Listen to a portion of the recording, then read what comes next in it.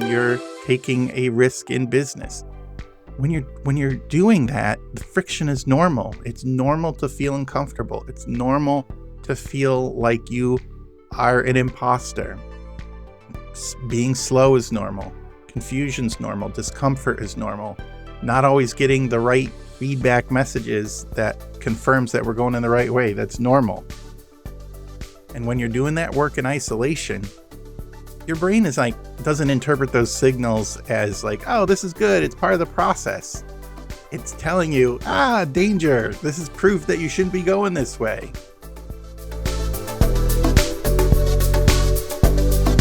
Have you ever found yourself asking, I wish there was a solution for my growth problem? I wish I could find a trusted service provider, coach, or mentor to help me grow my practice or my business. Well, I have often felt that too, so I've created a resource called the scalingtherapistservices.com. It's where you can find trusted providers of services to help you solve your business growth needs. It's small right now, but as I continue to have experts and get the previous experts from the show onto that directory, there's going to be a list of trusted people that you can use to grow your business and solve your business bottlenecks. Check it out at scalingtherapistservices.com. And if you want to recommend a friend, go to the Recommend a Service tab and recommend somebody that you think other therapists should use for their business. I'm really excited about this project, and I hope you join in. Be one of the first to join up. And if you have any questions, james@coursecreationstudio.com or fill out the form on scalingtherapistservices.com. Thanks so much. I didn't realize it at the time, but that was the last I would open those files for nearly 10 years. All those files were sitting in folders and on my desktop and in my computer. There was documents, notes, spreadsheets, drafts, things I'd spent so much time and energy making and poring over. It was so important to me. And I remember closing the files and just thinking I'd come back to this soon. But I didn't. Those files just represented years of work with meetings, phone calls, conversation with church leaders, community leaders, the mental health organization I worked at. I read books on mentoring and trauma and systems. I went to school it was at Lancaster Bible College for a master's in ministry. And I met with organizations and other mentoring organizations, studying policies, creating handouts, creating marketing material, figuring out the best practices to carry out this single idea. I wanted to link the people of the church who have the most love with kids who were in this mental health shelter that I was working at so that they could experience the love of at least one adult. Because I had noticed something. The kids who had made the most progress weren't always the ones who had the best therapists or the best treatment plans, but what they all had was the support of one adult, one caring adult, and they formed a relationship with them. They didn't have to like everyone, they didn't have to get along with everyone, but they had to have someone. So I had this vision. What if we just connected those kids at the shelter with adults from local churches? They could give consistency, they could give love, they could give guidance, and give it unconditionally. The church would show up with energy and show up with resources, and the kids wouldn't be alone. I thought it was a win-win for everyone. So I took this idea from church to church, from organization to organization, and some people liked it, and some people asked good questions. Some people leaned in, but over time, I just kept getting no's. The message started to crystallize, well, this is a nice ministry for somebody else, but we can't support it right now. We're too busy building our own. We can't get enough volunteers for our own ministries. We're not going to be able to support another ministry to other kids who may or may not be part of our congregation. So it wasn't like there was like one big no. In fact, people were excited about the idea. It just wasn't it just wasn't yes. Like there wasn't enough yes to make it go. I didn't know how to raise support. I didn't know how to do funding. I was doing this pretty much on my own. And so the resistance that I kept hearing just made the echo in my head louder and louder. You're not going to be able to do this. You can't do it. And so because I was carrying this vision all alone, just every rejection just landed like a sledgehammer. It just landed, it was crushing. And there was nobody there to help me get back up. There was nobody to help me when I stumbled. There was nobody to help me with my intrusive negative thoughts. No one was there to be like, "Oh, well, of course this is hard. You're doing something new. Of course you are going to struggle. You're doing something new. And of course, the organizations you're taking it to are going to struggle because that's what it's new. This is what hard work means, but stay the course." I didn't have a coach. I didn't have a mentor myself. I didn't have partners. I didn't have anyone helping me to help me think through the obstacles and be more realistic with my idealism. So when all that resistance started to stack up, so did discouragement. And eventually, I didn't give up. It just faded. Um, and today, those ideas live in folders. They live in the folders on the internet and a few papers that I have kept in my folders at home. And it's not that this wasn't worthwhile. It's not that this idea doesn't have merit or meaningful, but I made a mistake. I was carrying it alone. I was trying to accomplish this alone without support or people, and it faded away. It became that dream, that idea that I talk about all the time that just dies in a desk drawer. It, you put it away, you get burdened down by the things that just pile on top of it, other important things. And it took me years to understand that one of my big mistakes was as passionate as I was, as much as a vision that I had for it, as much as many people were saying, "Oh, this is meaningful." The I didn't have support. I did not have the people to support me. But you can do harder things when you work with a group of people. The work is easier to do and um or easier to continue doing. I don't think the work we do is easy at all, but it's easier to continue when you don't walk alone. And there's wisdom in the Bible about this. It says when somebody falls, others can help them up. When strength is shared, it's harder to break. The three-stranded cord is difficult to break, or who can break it? I was trying to do it all alone. I didn't understand. Back then, I didn't understand how important having people to support you was. But, I'm a little wiser now. And I know now you can't do some big things alone.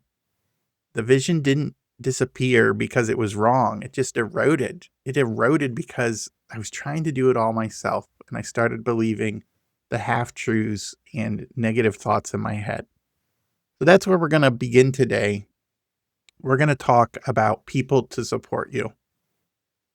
If you haven't listened to the show yet, welcome. My name's James Marland. I work with therapists and other people in the helping profession who really care deeply about their work, but they're starting to grow and they're starting to run into problems.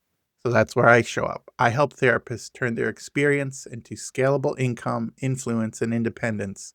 And I do this by introducing them to the tools, ideas, and experts that solve their problems and make their growing and scaling experience easier, not heavier. I like to say I want to help you grow without the grind.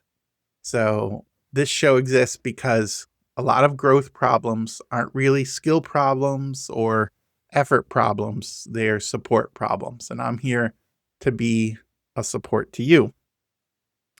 Now, if any of that opening conversation felt familiar, where you have this dream, but you're trying to do it all alone, then this show, this conversation is for you. And I want to keep you from experiencing what I did, or my dream slowly died in a desk drawer. In review, this is the last part of our 3 pillars of scalable income. This episode is the final part in the series, and I'm going to keep the review brief, but the first pillar is clarity. That's knowing what you're building and why, who you're building it for, and you want your efforts to pay off. The second pillar is connection, how people experience your work and how your value moves to the people you want to serve. You're creating a path, a ladder, and connection points along the way. And our final pillar here is confidence. Confidence is what keeps you moving. It's what keeps you building. It's what keeps you growing, even when the results are not there yet. The last 2 episodes, we talked about the proof to share. That's your evidence that your work really helps people, and it's a signal to the community, but also it's a signal to your heart. Like, you can share this evidence to other people, but also it's really good to keep those good messages and remember that you are doing meaningful work. And then before that, we talked about the path to follow, which is a clear direction that simplifies your decisions. That was an exciting episode, pretty much based on some of the work from Donald Miller with Coach Builder, and also Benjamin Hardy. 10x is easier than 2x, and Who Not How, and The Science of Scaling. And most recently, I'm reading Time is a Tool. Excellent short book that I think you should read. So today we're going to talk about that final piece. We're going to talk about the people to support your success. Because even with proof and even with like big goals, when you're just alone by yourself, confidence can erode if you carry that vision alone. So we're going to talk about the real problem. Our brains are wired to keep us safe. They're not designed to help us jump outside our comfort zone. The brain's like scanning for threats. It's looking for reasons to avoid taking risks. And when we sense this risk, we feel discomfort, it's the brain's designed to keep us safe, keep us in the familiar, keep us from exposing ourselves and getting hurt. That's helpful when, the danger is real, when you're being chased by a lion or a tiger, or the water is rising and you're like, oh, I got to get out of here. It's like, get out of here, get safe. But it becomes a real problem, this brain trying to keep you safe. It becomes a real problem when you're trying to do something new, when you're going outside of your comfort zone, when you're taking a risk in business. When you're doing that, the friction is normal. It's normal to feel uncomfortable. It's normal to feel like you are an imposter. Being slow is normal. Confusion's normal. Discomfort is normal. Not always getting the right feedback messages that confirms that we're going in the right way. That's normal. And when you're doing that work in isolation, your brain doesn't interpret those signals as like, oh, this is good. It's part of the process. It's telling you, danger. This is proof that you shouldn't be going this way. In The Mountain Is You, Brianna Wiest talks about this, and I loved how she described it. I would recommend anyone to read this book, especially if you've been stuck for a while. But she describes how we often self-sabotage.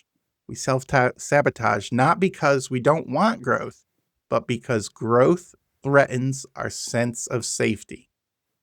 So when discomfort shows up, our mind starts building a case. Our mind is like a lawyer, and it's like, this isn't for you. You should stop. This is a sign to stop going. This is dangerous. You're not going to be safe. That's confirmation bias. Your brain is looking for the data that keeps you safe. And in the absence of other voices, where there aren't other people helping you interpret the truth, your brain is looking for the evidence to make you return to what is normal, to return to comfort, to return to the safest option. And isolation it erodes your confidence. I'm a recovering semi-introvert, but I see this in myself all the time.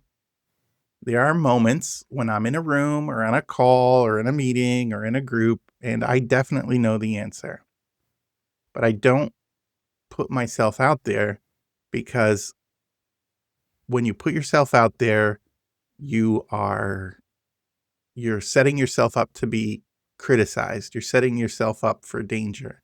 And I've lived that because s- growing up, volunteering, putting yourself out there, I was always the new kid. If you've heard some of my episodes, I've I went to like 9 different schools growing up.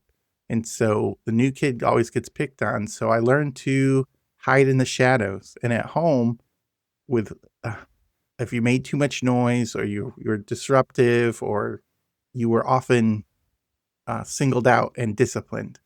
And so I learned early on, don't raise your hand, don't volunteer, don't draw attention to yourself because my brain was saying, well, leadership isn't safe. Drawing attention to yourself isn't safe. Being noticed could be dangerous. And this message came from my past and controlled me. Those truths in air quotes in my brain, it didn't feel like fear, it felt like safety, it felt like wisdom. And that's how that confirmation bias works. In the past, maybe I was protected from some uncomfortableness, but I'm still using the past to dictate my future. And that past, that story of the past does not serve me anymore. It doesn't help me anymore. I'm not in danger from, being made fun of as the new kid in school anymore. But when you're alone with those thoughts, they don't say that "Hey, I'm protecting you from something in your past." They're trying to become truth. They're trying to present themselves as your reality.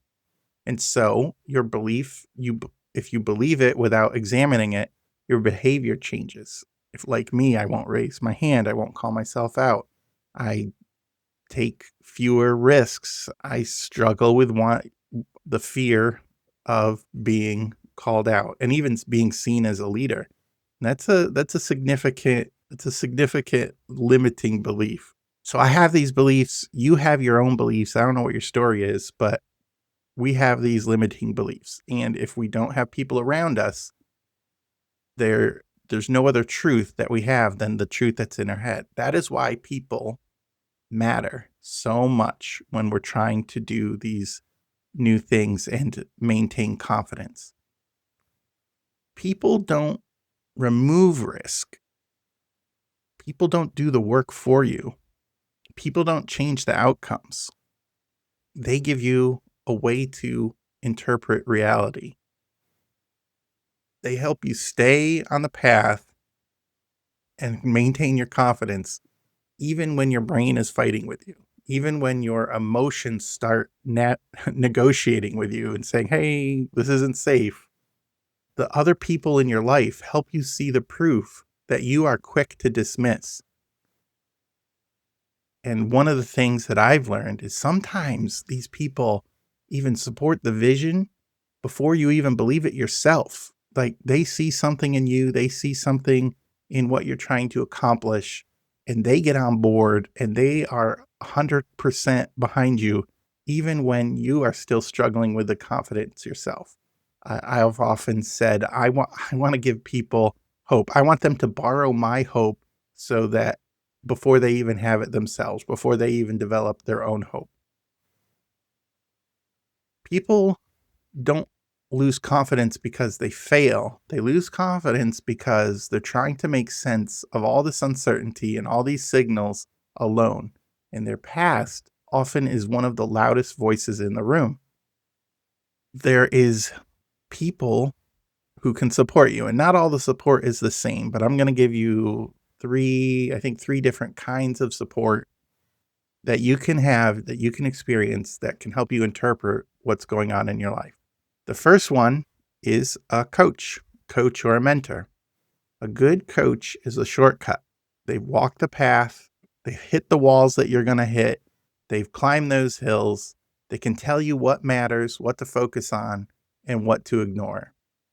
I've often said this and I've experienced it. Sometimes one clear idea is worth far more than all the time and all the money you're going to invest, because that one good idea is going to save you hundreds of hours, many tears, lots of weeping and gnashing of teeth and money. One good idea from a trusted mentor can save you all that. The second person that you're going to need in your life is peers. Peers are the people who are walking beside you, who are traveling the same ground. They're like the boots on the ground next to you. They work alongside you, they work with you, they normalize what's going on. If you can talk with those people, if you can experience what they're going through, if they can share with you their struggles and their successes, then it normalizes what you are doing. They help you realize I'm not as behind as far I'm not that far behind as I thought I was. I'm just in my section. I'm just in my part. And you can do that hard work together, and it's easier to go further when you're traveling in a group that is all heading in the same direction. Sometimes there's just people in your life that pick you up and give you a different sense of reality, and they can interpret the spiral before it takes hold. They can also hold you accountable. Sometimes you need somebody to hold you accountable or to knock you down a peg so you don't believe if you've had massive success, you need people in your life to continue to give you a level head. This isn't the thrust of this podcast, but often the people who fall, either in business or have moral failings, are the people who are the they're alone. They're the people who have either isolated people or started to believe all the hype about themselves. And sometimes you need that reality check, that mirror, to realize, you're just as fallible as everyone else. So you're going to need that accountability and the person that will share with you what's really going on. So how do these people help you build your confidence? They help you test your judgment. They help you test the truth that you are trying to interpret. When you discount your own wins, they are going to hold you up and encourage you. They're going to remind you what progress looks like. They're going to help you remember the path that you're on, the vision that you're holding, the dreams that you have, and they're going to tell you what are some of the options that you're taking that are not good for the big goal that you have. They're going to help you stay on course and keep from drifting. They're going to give you hope when you don't always have the hope yourself. When you feel like giving up, they're going to remind you of why you're doing this. When they share what's going on in their lives and how they're struggling, you are going to be enlightened, and also you will be able to share and help them, which also keeps the group growing. This is what I want to leave you with. If your idea, your dream that you're thinking of giving up, it's not that you are a failure. It's not that your goal is bad. It's not that you're doing anything wrong. Your confidence could be shaking because you're getting all you're getting all this data, and your mind is trying to keep you safe. It's trying to keep you from taking risks, and you might not have the outside perspective to keep you going on the path that you started. Instead of asking, like, what am I doing, or how can I accomplish this? Ask, who am I traveling with? Who is going on this journey with me? Who helps me stay oriented? Who do I take my experiences and have them help me interpret them? Who slows me down and helps me find the baby steps of progress? Who helps me interpret my fear and anxiety? If you don't have those people in your life, the coach, the mentor, the encourager, the person who gives you accountability, that doesn't mean you are going to fail or you're failing. It just means you're carrying something by yourself that might be too heavy for you. Might be you don't have the people that give you feedback that you need or the advice that you need. And what you can do, like, you don't have to do this alone. You can either look for a group to join or start a group yourself. If you know enough people, 3, 4, 5 people that you can bring together for a weekly or a monthly meeting and then do that. Or if you're not the organizing type, connect with a group that can do it. If you want help thinking through this and thinking through your support and what that support could look like for you, you could visit coursecreationstudio.com or email me directly, james@coursecreationstudio.com. I'd be willing to process this with you. I really enjoy hearing from people who listen to the show. Any feedback is welcome. So definitely reach out. Remember, confidence, this last part of confidence, it's not about being fearless. It's not about being invulnerable. It's actually about being supported enough to keep going when things don't immediately make sense. You were never meant to carry your vision alone. This is James Marland. It's now time to find some support to help you put your mission in motion. We'll see you next time.